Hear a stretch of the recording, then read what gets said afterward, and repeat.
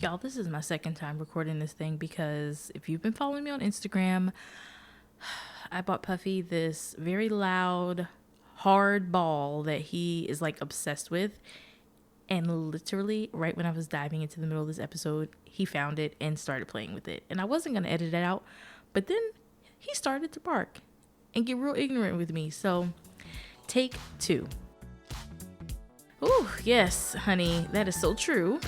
And you know me, I normally record in one shot, but I literally had to do it twice because this little dog decides he wants to act up in the background. So, yeah, welcome back to another episode. I am your host, Jennifer Nicole, and as usual, I am so thrilled to have you here with me. If you're new, welcome to our podcast family. You have a total of 9 episodes to catch up on. I can't believe this is my 10th episode. And if you are an OG to the group, welcome back. Thank you so much for coming in here, and I'm going to borrow a little line from MJ Harris because I love when he says it. Come on in the room and click like and click share, okay, honey? Last week, I shared some fun news of my move to Atlanta with many of you. That actually was one episode that had the most premiere downloads in any episode I've ever released. So thank you so much for sharing. Thank you for posting. Thank you for liking. Thank you for your reviews, your comments, your messages, your phone calls. I am so happy to hear that many of you were able to connect with something that I shared in that episode. And also for just sharing so many warm messages with me. I really appreciate it. I hope that you all are staying well and finding ways to stay creative during this crazy busy time out here during week 10,000 of quarantine. My weekend was pretty good. I'm currently, as you can imagine, searching for apartments, trying to nail down where I want to live. It's really difficult because before, when I lived in Atlanta, I had a job, so I would live near or try to live near where I worked. But because I'll be working remote, I literally have like the pick of the litter here. And there's just so many nice areas in Atlanta, if you know, that you could choose from. And so that has been the challenge for me for sure. I also was a guest on a fellow podcaster's show. Yay. It is my first time on someone else's show, and I am very excited about it because I actually declared that I would start being a featured guest on people's shows. So here it is. My first one happened, and I'm super excited about it. The episode will be released on Monday, next Monday.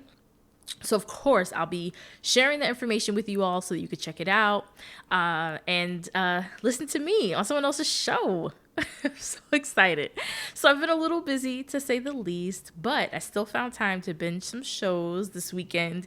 A listener actually reached out to me and suggested I start Little Fires Everywhere, and it blessed my sanctified soul on Saturday. It is so good. It was so juicy. Literally, by the end of every episode, I was just so hooked, and I loved it. So thank you, Alnisa, for that suggestion. I am waiting patiently for episode 7 to come out.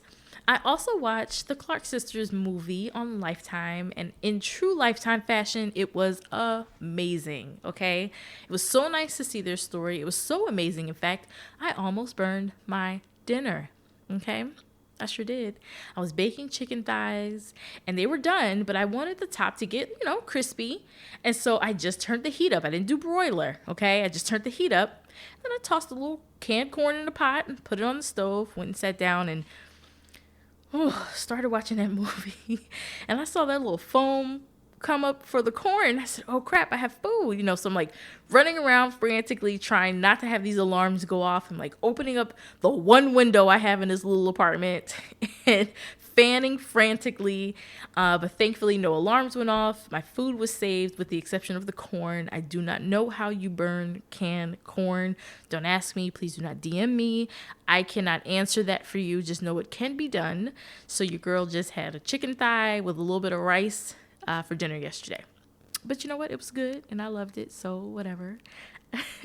I also asked a question on my Instagram stories for you all to share any questions, any situations, or topics, anonymously, of course, that you would like for me to cover. So thank you to those of you who reached out, called, text, sent me DMs with suggestions. You gave me so many ideas for upcoming episodes. So thank you so much. Because in fact, this podcast, I love doing it, but in reality, it's for you. So whatever you enjoy me talking about, if there's something that you're curious about, I have no problem talking about it. So feel free to always message me if there's something that you want me to tackle, because the fact of the matter is we all may live in different states. We all may look different, but we all tend to hit the same situations every now and then, So, situations can look different, but the foundation is always the same. Emotions can be drawn out. So never be afraid to ask. And so thank you to those of you who did reach out and share some ideas. And we're actually going to be tackling one of those questions today. Okay. So the question was, how do I say no and disconnect from people and their expectations without the guilt? Okay, say it again. How do I say no and disconnect from people and their expectations without the guilt? And so when I read this question, I immediately connected with it because totally understood and have experienced this, as many of you I'm sure have as well. This can come and represent in so many different things depending on where you are in your life. This question can be posed if you're thinking about a relationship you have with a family member or a friend or a boo thing or a job, right? How do you say no to a job and disconnect from it and the expectations that come along with that and the guilt of quitting or not wanting to do it? Maybe your heart is really, you want to be a chef, but you're in a call center. How do you disconnect from that dream and focus on what you need to focus on and release expectations? Like all of these things. So it does not necessarily have to be in a relationship, but that's kind of the angle I'm going with today. But totally take, however, whatever you're going through, you can apply this to that today. Okay. So when I started to view the word no as a boundary, guilt was released because I set up that line, what I just won't allow people to cross over. This is like, you're getting a little too close, you're getting a little too wild. That's the no. So no can represent so many different things. And I think I want to tackle this question in the form of a scenario. Okay, so I need you to roll with me.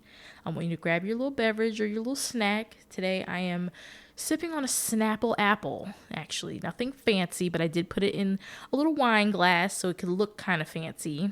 With a straw, by the way. And it's slightly frozen, so it's got like a little slush to it. It's fabulous. So no alcohol for me, but you do what you want, okay? And I want you to really, let's tap into our imaginations here. Let's have fun with this today.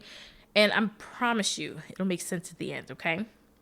So I want you to imagine that you own a very upscale, everyone who's anyone wants to be here, VIP club in the city of your choice. So I'm going to choose New York.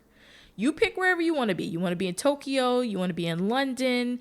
You can be in LA. I mean, you could be in, I don't know, St. Louis for all I care. Okay. Just pick a city and imagine yourself the owner of a very upscale club. Okay. Your drinks are real expensive. They come out in these really cute little glasses. Your bartenders are being tipped every night. They're happy. They're cute. Your guests are only there by invitation only. They even have to provide a password when they get to the front door. And see that bouncer? They have to get a password that was included in that invitation. The music is always on point. That DJ never cuts the song off right on the part where you're about to sing really loud and ignorant. Yeah, this DJ, he doesn't cut the music off. He lets you have your moment, okay? This place is like the place to be. This club is the place to be, okay? The velvet plush couches, the seats are cute, chandeliers. I mean, I need you to get there. It's a beautiful place. And friends, I need you to understand that this club represents you. It's your mind, it's your body, it's your soul, it's your dwelling place. It's where you're creative. It's where you hold gifts. It's where you are everything that brings a smile to your face. And you're in this place with the people that you have invited. The guests, they represent everything that you bring into your life. These are people that you've allowed access to. If you aren't already, I can only hope that you are not letting everyone into your club, your space. That password that's given at the front door represents what you hear and connect with when you decide to let someone in. So when you meet someone and you get that vibe like, this something, nope. Did they really say that? When you start hearing those little keywords that kind of don't sit well with your spirit, it's okay to say no. They can't come in here. Really nice to meet you, but you can't come in here. See, no represents the bouncer. That no represents your declaration to maintaining peace and order in your establishment. And this is not to say you shouldn't be open to listening and learning from others. You could totally talk to people. But listen, as they're talking to you, if you start to hear things that just don't sit right with you, you don't have to give them access to the club at all. Like, ever. So my question to you, taking this scenario, would you feel bad at all for letting someone in your club that you spent years building, understanding how it worked, knowing where every crack and crevice is? Would you feel guilty for saying, thank you for stopping by, but you can't come in here? And listen, they can stay outside. Y'all can speak every time you head out the front door to go to the store, aka social media. Or you can even see them at somebody else's club. They don't have to be at yours. You can catch them at somebody else's place. You can still be cordial, just not besties. And determining having peace of mind and a peaceful surrounding is way more valuable to you than working to live up to someone else's expectations. Now, let's talk about expectations. The definition of expectation is the belief that someone will or should achieve something. Expectations placed on someone else can dangerously create a false narrative, setting us up for disappointment. However, in this case, expectation is placed on you, so the disappointment would be on their end, not yours. Your only job ever is to be genuine and live true to you. And see, when you realize that, and you realize that the disappointment would be, I hate to use the word suffered, but suffered on their end, you no longer have responsibility for how somebody reacts to how you choose to live your life. That's not my problem. It sounds like a personal one. So once you release yourself from that responsibility of carrying the weight of what somebody else expects you to do, it has nothing to do with you and you are liberated. I heard a song on Little Fires Everywhere, and the song is called Piece of Clay by the amazing Marvin Gaye. And the minute I heard this one lyric, I tried to Shazam it, but Shazam was really tripping that day. So I ended up just writing down everything I could remember. And thank goodness for Google. I typed it in, and the lyric reads, everybody wants somebody to be their own piece of clay. And that lyric just stood out to me because when I think of other people's expectations, they married, right? Like when you set an expectation for someone else, you are trying to take them, right, as your own piece of clay and mold them into what satisfies you. That's not fair. And people always find it easier to set an expectation on others that they seem to have a hard time setting for themselves, whether good or bad. And expecting you out of other people is dangerous. I saw that on Facebook, by the way. Now let's go back to our club, okay? Imagine someone coming in and saying, if this were my club, the DJ would only play music from 10 p.m. to 1 a.m. If this was my club, I'd move the chairs over there. If this was my club, I wouldn't be serving that tequila. I would only serve rum. Do you hear how crazy that sounds? It's like, okay, we'll do it at your own place. Take your expectations elsewhere. Focus on you. So that's pretty much how I think about other people setting expectations on me. It's not my responsibility.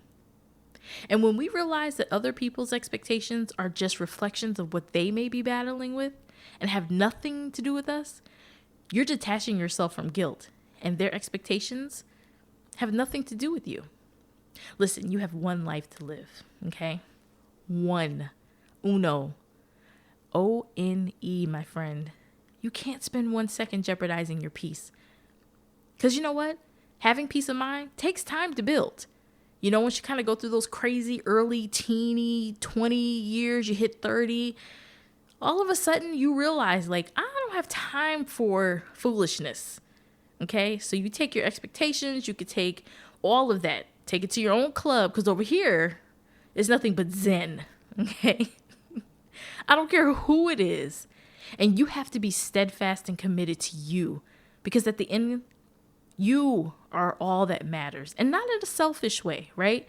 Self-care is not selfish. You have to put you first, because once you do that, you begin to attract the right people, the right circles, and all the positive vibes, because you already know what you can and will accept and what you won't.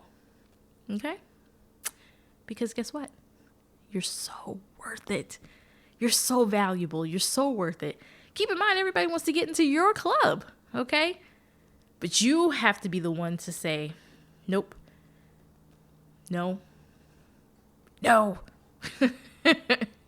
I hope I answered your question with some justice and a little fun as well. If anyone else has a topic, please don't feel free. Well, I said don't feel free. That's not what I meant to say. And I promise there's no alcohol in this Snapple apple, okay? If you have a topic that you want me to tackle, feel free to drop me a line. You know where to find me. I love connecting and talking to you guys. Thank you so much. I care about each and every one of you, whether you know it or not. And you know what? Whether you even care, okay? Just know somebody out in Seattle cares about you. I'm wishing you tons of love and productivity this week. And I'll catch you right back here on Monday. Thanks so much for tuning in today. Make sure you're following Jenn on Instagram at Genuine Life, and that's JENNUINE Life, to stay connected throughout the week. Don't forget to like, comment, and subscribe for more Genuine Life podcast episodes. Until then, join us back here on Monday for a new episode. As always, beauties, remember to be kind to yourself, be kind to others, and be genuine.